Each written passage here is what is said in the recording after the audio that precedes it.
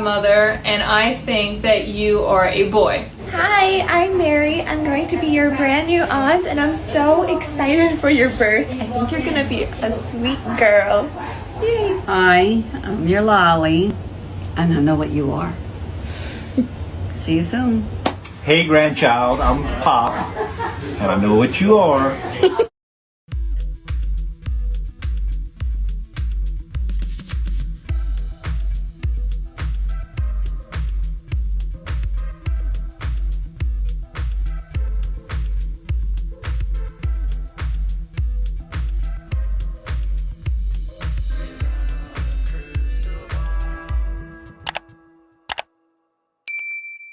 Hi friends, it's Katie from Without a Crystal Ball. Welcome back to my channel. It is Monday, August 12th, 2024. I hope everyone's having a wonderful day. You know, it wouldn't be a weekend if there wasn't a million different rumors going around about Gypsy Rose Blanchard and a number of people coming forward following her blatant profiting off of the harm she did to her mother and her bizarre behavior on social media and the constant need for attention with her massive amounts of interviews and what appears to be fractions within the family and a lot of people basically connected to her not wanting anything to do with her anymore. And then rumors about investigations, parole violations, the like. But in true Gypsy form, in order to distract from all of that, she went ahead and had a gender reveal party over the weekend.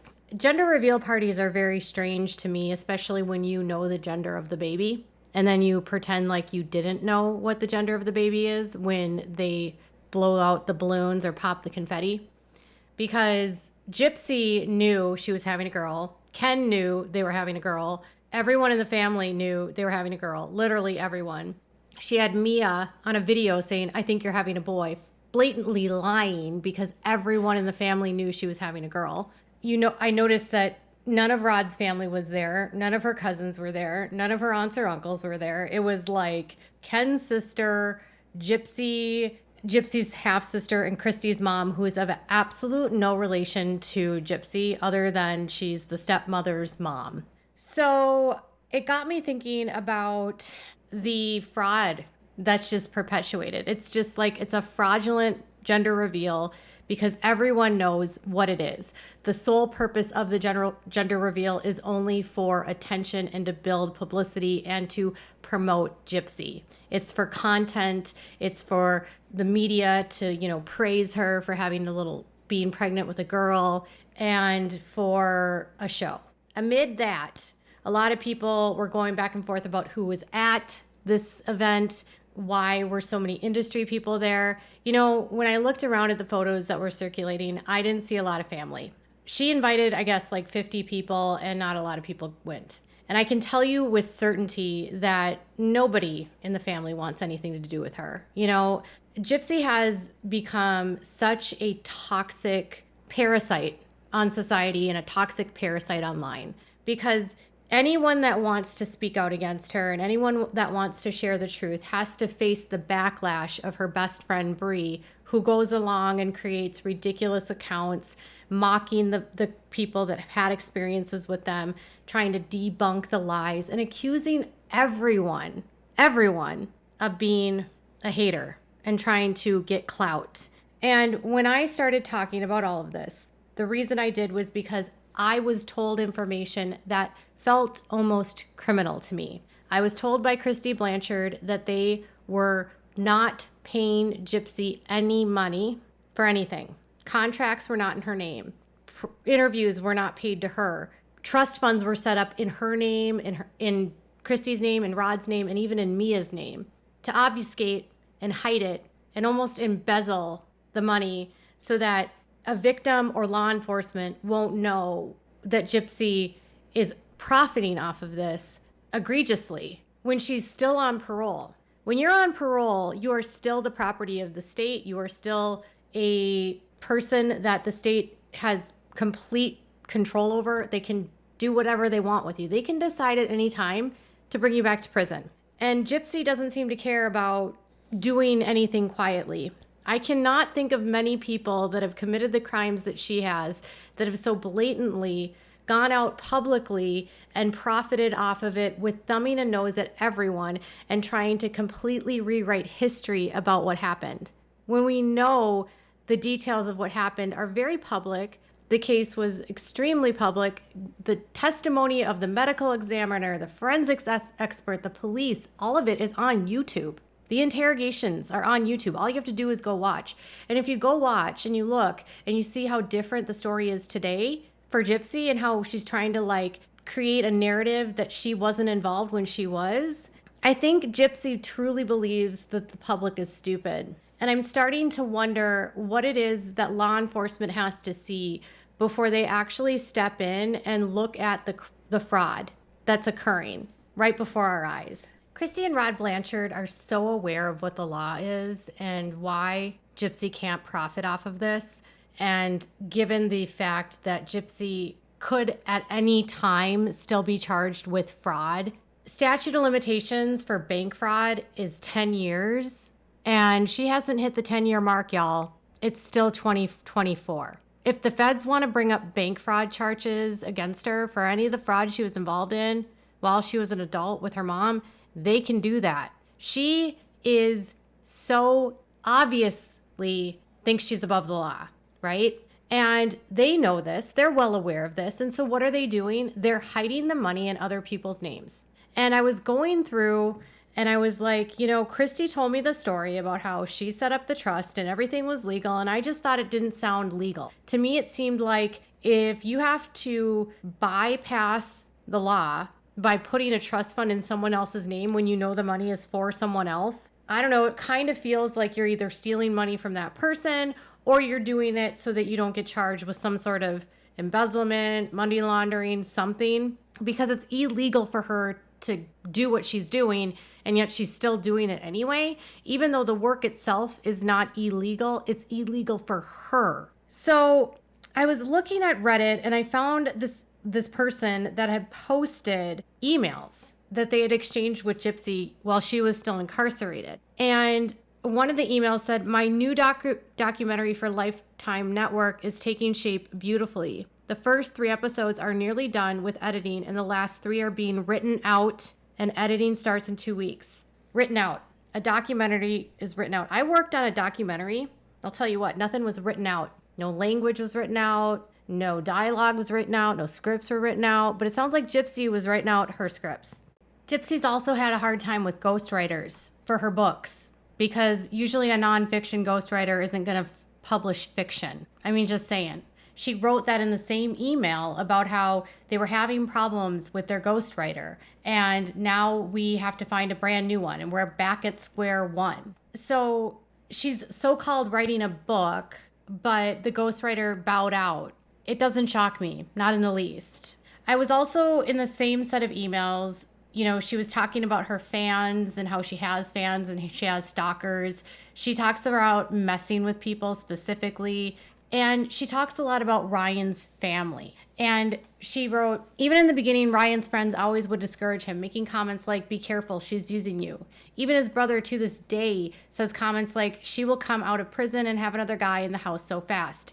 You're a fool, blah, blah, blah." Some more ignorant crap. Sad part is Ryan's brother is a total loser who has been in the jail scene himself, so I'm being smack-talked by a dopehead, and then on the flip side, his crack-hoe baby mama. That's the Gypsy Rose that we are claiming as our inspiration. And y'all, she believes she is an inspiration. She wrote, "I'm not a bad person. I'm not using anyone. I may not be high quality, but I feel like I'm not prison trash just because I made one mistake. One mistake.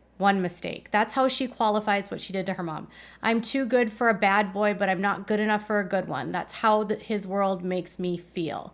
Just like him, I feel like I'm loved and truly embraced, but hardcore bluntness to the people around him is all I am is tolerated. His mother is super sweet to me, but sometimes I wonder if it's because she actually likes me or it's because I married her son."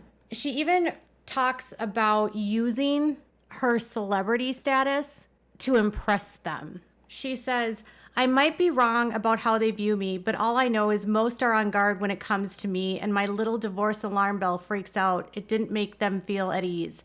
That is on me though. Live and learn on that one. I'm trying to prove my worth and show I'm better than what they think.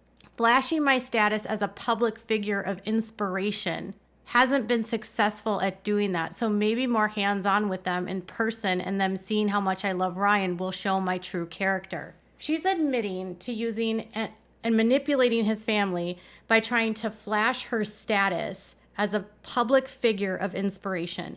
She is literally telling on herself right here. Public figure of inspiration is what she believes that she is. That she can just flash this and people will forget about who she is. And the odd thing is here is that, or the irony is that his brother and his friends and his mom were all right. She was using him. She was not looking out for anybody but her. She was literally all about herself. And Ryan currently is still in the mess of things. And even he was on his TikTok and basically said that everyone knew that she was having a girl, so it was weird of her to have a gender reveal. But she even spoke about her dad and her stepmom and the money. And this I thought was ironic because this is exactly what I've said this whole time. So you can know that what Christy told me is clearly not untrue, because she says, my dad loves him. My stepmother has always been seemingly supportive, but has her moments that she is only supporting me and not him. So like a few months ago when Ryan and I had an argument, she basically sidelined him and told me I should get the marriage annulled. And if I want to date him later on, I can, but it's better to just get the annulment. 3 days before I got married, she told me to wait and talk me out of it. So, I mean, I feel like him. I feel they like him, but have a certain level of caution. I recently came into some moolah, you mean money. And so they want my money to be untouchable to him, even though we are married and do want to build a life together. Imagine you're in prison for unaliving your mom and you're like, I recently came into moolah. They have high expectations for him to take care of me and provide for me. Like getting our own place is all on his shoulders and he can't touch any of my money to be able to provide for us. That to me isn't fair. They want him to shoulder the weight of two people on one person's salary. With his salary and a little help from my trust fund, we could get a nice ass house, but my parents won't allow him to do that for us right now. They are still cautious about us getting anything. You know, it's weird to me that you would set up a trust fund for someone and you would claim the money is for them, but yet when that person wants the money, you tell them they can't have it. It's almost like you're using Gypsy and defrauding Gypsy, and you're defrauding everyone else because you're making people feel like the money is going to Gypsy, but you're using it for yourself. Gypsy has also told people that her parents used her trust fund to remodel their house and they were spending her money. They were only after her for money. Rod says Lifetime wants to pay us for a story. He's doing the TikTok challenge where they're talking about money. It's just an ironic, not too funny video given that everyone is accusing them of being after money. Everyone knows that what they're doing is wrong. They have a trust fund set up. They're trying to avoid law enforcement. They're trying to avoid victims. They're trying to avoid lawsuits. They're taking unusual steps to interfere in her life, to get her husband out of the way because her husband would have control of her assets. It's her stepmom that's in court fighting for her money, which is, again, weird. I have to remind everyone, Christy's not a relative to Gypsy, not by blood. Only through marriage. She's a stepmother. She has absolutely no legal ties to Gypsy. Stepmothers don't actually have legal rights of children. They don't have legal say of kids. They really are at the discretion of their partner to make those choices, and they have to have a good relationship with the other parent that's the same sex as them. So if it's Christy would have had to have a good relationship with Dee Dee. And we all know Dee Dee can't talk because she's no longer here. So a woman that's seemingly unrelated to you is in your divorce, having you divorce your husband, wants your money, but also is helping you get all these deals to get the money. And meanwhile, I'm wondering if not only this is being done because of the victims, but what about all of the companies that have been defrauded along the way? What about Medicaid? What about Make-A-Wish? What about Habitat for Humanity? What about all of the charitable organizations in their community? Angel Flight gave them free flights anytime she went to the hospital. it seems like they're making it very hard for any of these companies that were defrauded by them to actually come back and get restitution. And, you know, the interesting thing that they were able to do with her case was Gypsy was a full-grown adult. She was almost 24. She was arrested, I think, on June 16th or June 17th, and she was 23. She turned 24 a month later in July. When she was arrested, she had a state ID that stated her age, so Gypsy knew how old she was. Gypsy knew how old she was her whole life. She's lied about that a million times. She knew how old she was, and she just pretended to be younger. Nick Godejohn said in his interrogation that Gypsy pretends to be younger. Not that she thinks she's younger, she pretends for her mom and for her, pretends. She's the girl that went from eating mashed potatoes, right? Magical mashed potatoes, to becoming Ruby, who was his vixen, an evil side that matched to Nicholas Godejohn's Victor. She was acting and she's continuing to act. And so when I look at her currently, and I wonder quite literally, there's been so many rumors that there's an FBI investigation. And I'm trying to wrap my head around what could be investigated. It feels like some of the fraud that happened with her mom, not necessarily like her role of it. Some of that would be well outside of the statute of limitations. Like bank fraud, wire fraud, those are 5 years, or bank fraud is 10 years, but wire fraud and money laundering, they're all within a like short window. And the only way that that window gets extended in the federal government is if you add RICO charges. And I don't know how you could classify Gypsy as a crime family. I mean, I guess if you wanted to classify Gypsy, her mom, her stepmom, and her dad, and maybe her siblings as a part of the crime family, maybe. But RICO itself would be hard to prove, I would think, and I'm not a lawyer, but that's the only way that you can get past those statutes that are like 10 years or 5 years. And the statutes are pretty hard to get past. And Missouri's are even shorter. And then people keep talking about if she perjured herself in Nick's case. Perjury in Missouri is 3 years. So when she got a 10-year sentence, really she was given a gift, because by the time she was released, all of the fraud was erased. Not because she didn't do it, not because it didn't happen, but because the law can't charge it. So then it becomes a question of, can she be charged for moving around money that they're moving around right now? Is it possible that Gypsy continued to scam people in prison? Well, I had one of her friends from prison on my TikTok, Rachel, who was her friend for years, and said that Gypsy was scamming people and running romance scams in prison and basically getting men to pay for her, even though she didn't need the money. And she was stockpiling cash in her commissary account, and then all of that money got to go out with her. She would collect money from all these sugar daddies under the premise that they were her only one and only. So when she was with Ryan, she apparently had all these other guys putting money on her books. I don't know that they would actually charge for that. But could she be carrying this into this next life? It feels to me like Gypsy went in a con artist and became a better con artist when she got out. And now she thinks that she can con us into believing that she is reformed and an inspiration and a public figure of inspiration. You know, the thing that's always bothered me about this community, and I have a child with a disability, and it bothers me that children with disabilities are used as a token of inspiration, because all a child with a disability is, an adult with a disability is a person, first and foremost. And their life should not inspire others simply because they're being.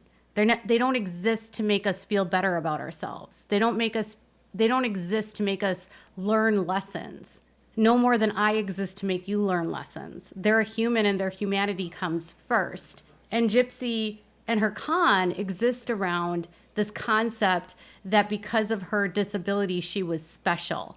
And now she thinks she's special because she's a victim of abuse, which may or not did happen. Even if she is a victim of abuse, most victims of abuse don't take the step to unalive their alleged perpetrator and then get praised for it and become famous celebrities.